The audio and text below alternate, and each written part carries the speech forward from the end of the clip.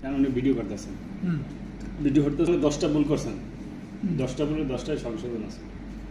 কিভাবে? আচ্ছা, আমি তাহলে এই বিষয়ে আমার আলোচনা করি। আপনি করেন, আমি একটু দেখাই দেন। সবাইকে শুভ সকাল।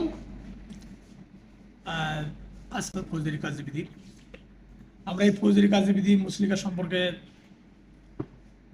অধিকাংশ লোক হয়তো জানি না, বেশিরভাগ লোক আমরা জানি না যে মুসলিকাটা আসলে কি এবং কেন এই মুসলিকাটা নেওয়া হয় বা কোন আদালত থেকে এই মুসলিকাটা আসে।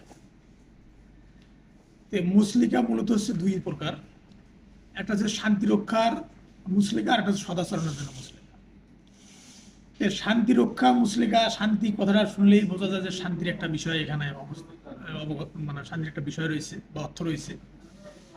এই শান্তি রক্ষার মানে শান্তি, আপনি শান্তি কথাটা আমাদের সবাই পরিচিত, কিন্তু সদাচরণের মুসলিকা মানে আমরা আচরণের যে সমস্যা